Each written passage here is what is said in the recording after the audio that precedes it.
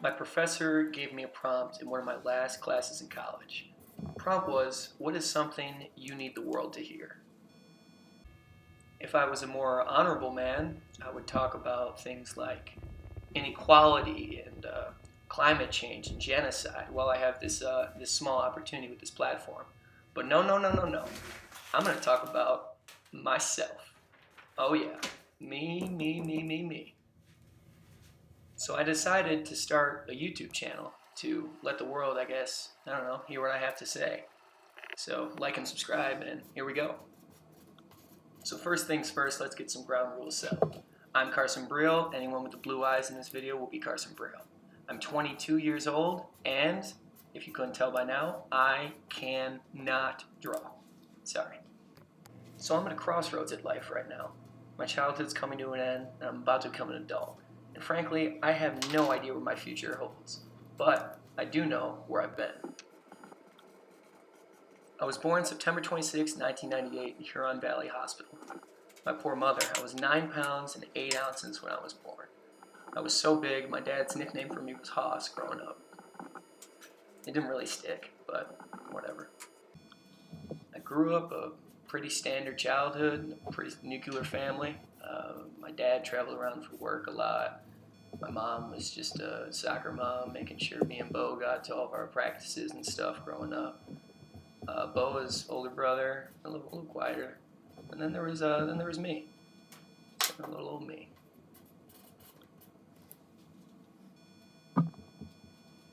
So growing up, I was a kind of a weird kid. I liked to be the center of attention at all times. So naturally, my mom enrolled me in a theater program, and I was pretty good at it.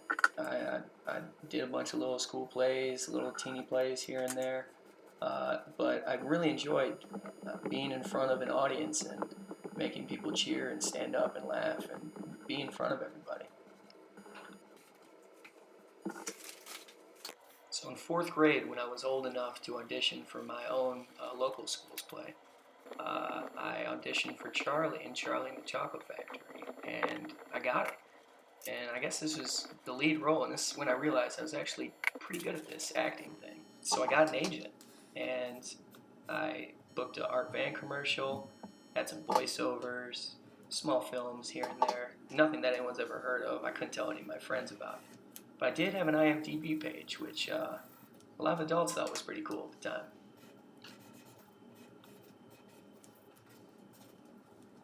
So while all my other friends were having their soccer and baseball tournaments around, I was doing auditions around the Midwest. I remember going to Chicago with my mom a lot all the time, and that's really when I first discovered my love of traveling, going new places and seeing new things. I was fascinated with the Chicago skyline. I guess you could say this is my first real job. I was making money, but while I was doing that on sets with strangers and adults, all my friends were playing sports back with their friends at school. And I felt like I was missing out on my childhood, so I had to make a decision. And I decided I wasn't going to act anymore, and I was going to play football. I made the decision with the right intentions, but I always wonder what my life would have been like if I didn't decide to play football. I quit before I even got to high school, so I was 5'0", and I was definitely not going to be a pro. Not my best decision. I attended Heartland High School, class of 2017, and it was great. It was good school. Had a lot of good friends. I was kind of a jack of all trades and not really good enough at any one sport in particular, so I was never on any sports teams. But I was friends with one or two guys from each team, so I'd have a decent little group of friends. So at this time, every summer, my dad would start taking me on his business trips with him wherever he went. And a lot of the times it ended up taking me around the world to places I never would have ever dreamed of going to. It was an incredible experience at a young age. We sat and ate olives and drank red wine in front of the Louvre, watching the Eiffel Tower light up all night in Paris, France. I had caviar on the 40th story of some harbor in some yacht club in Barcelona, Spain. I played soccer with some Brazilian kid on the beach of Rio de Janeiro. I lived a life that I didn't see any of my other friends live. I didn't realize it at the time, but I was so lucky to be traveling around with my pops. Just me and him around the world. Some of the best bonding moments we've ever had.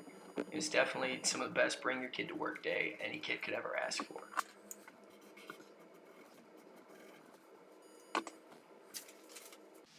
So this is the part of my story where I discover my first true love. I traveled to Liverpool, England, with my friend, also named Carson, and we saw a Champions League game in Anfield. I've been to sporting events before, but nothing quite like this. The atmosphere was unbelievable. Uh, I still remember the chills that I got walking out. And from that day on, I've been a Liverpool fan ever since. Have not missed a game. So this takes me to my freshman year. The beginning of my freshman year did not do too hot. Played most of the time Fortnite, high as a kite in my room. Whole time thinking, damn, I need to be out there doing something else. Whole time. So what do you get when you add too much weed, too much Fortnite, and no studying or study habits whatsoever unless I absolutely needed to? You get an unhappy Carson. I looked around and I saw my friends having a great time at this school I'm paying thousands of dollars to go to and meet all these new people. And all I am doing is sitting inside playing Fortnite, not meeting anybody new. And all I could really write home about was I had a 16 kill game in Fortnite. And that's not the best place to be.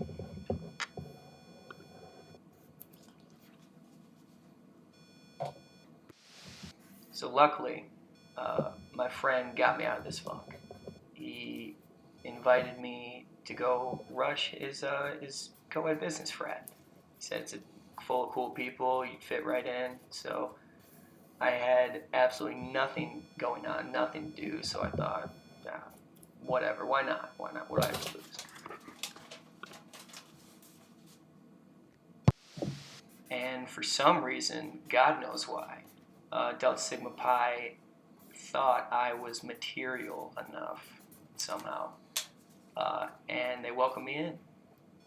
And honestly, this is one of the best decisions I've ever made. I cannot thank Kyle enough for making me get off the couch and go out there and meet all these new people and get out of my comfort zone, which is the first time anyone's really asked me to do that since I was in college.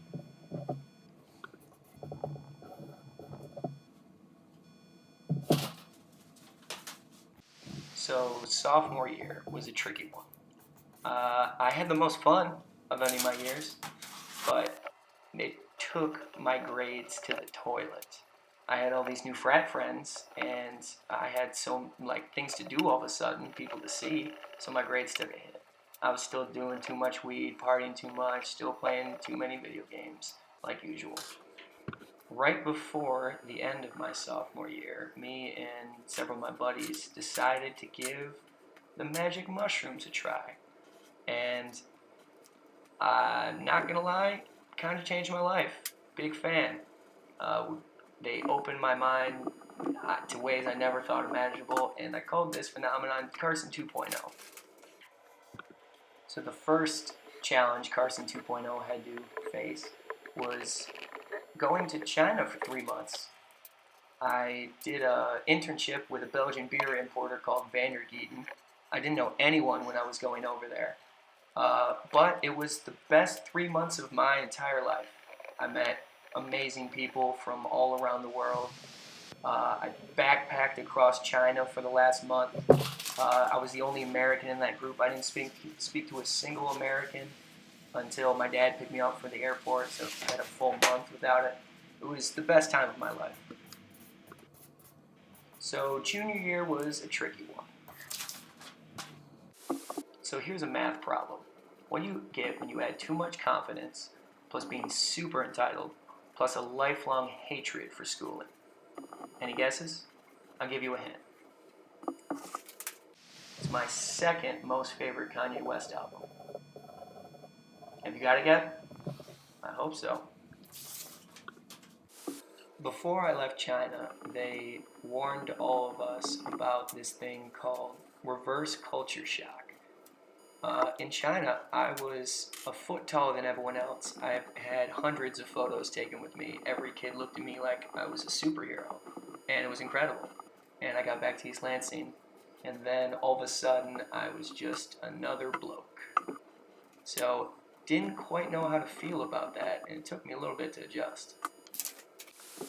I returned to Michigan State my junior year, and I went back to my same old boring classes.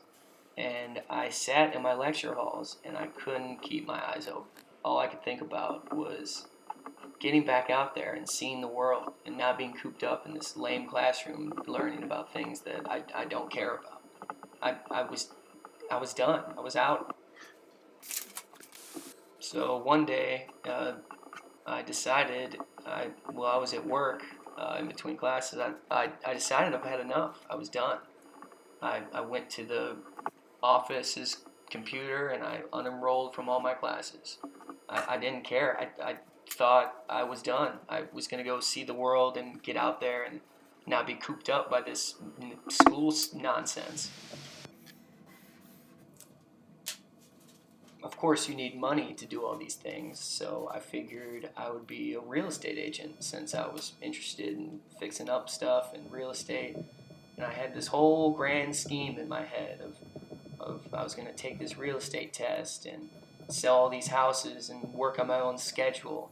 And it all seemed to make so much sense, and I felt totally validated and justified in my decision to drop out.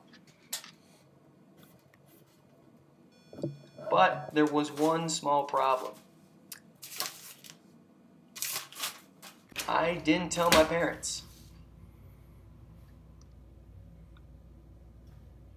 And if you could imagine, they were not happy. So we're back to junior year again.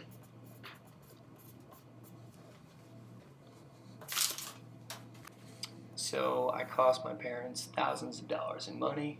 I set myself back a semester from all my friends. I realized how big of an idiot I was.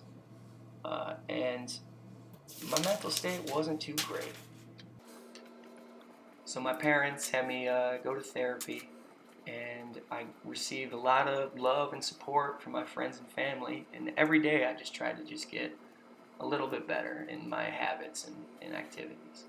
And it worked, honestly. I was starting to feel pretty good by the end of junior year.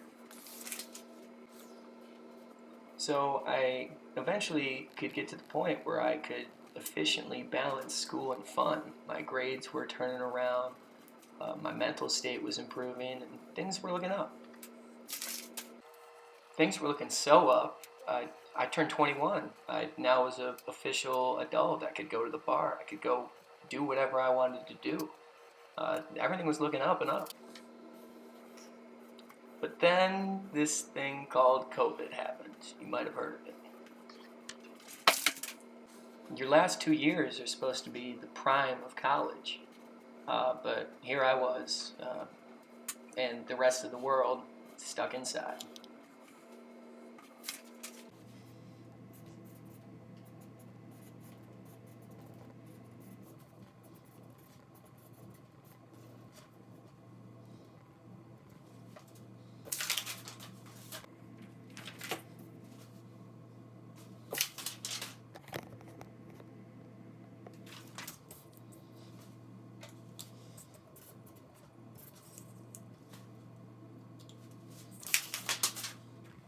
It hasn't been all necessarily bad.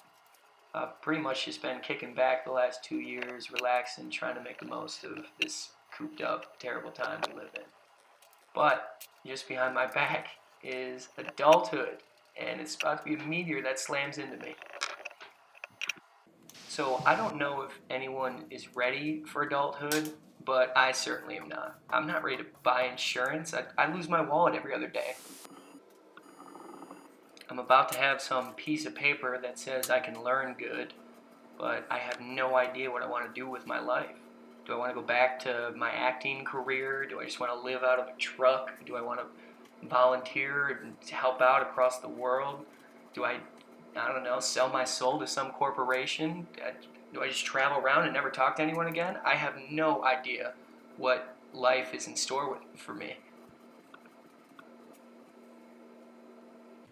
So to get back to my professor's prompt of what is something that the world needs to hear, what made me create this YouTube channel, what made me spend hours on this video, I guess, is to let the world know about me.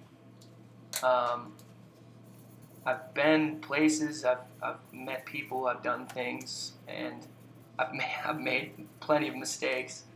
Uh, but I think I have something to tell the world. And I got three things. Three things. If you stuck around this long in the video to actually get to my 3 tips that I need to tell the world, thank you so much for caring what this 22-year-old has to say. But these are the 3 tips in life that I think are more important than anything else. Learning from your mistakes, learning from others. Traveling around, travel out of your comfort zone. And last, love. That's it. That's it.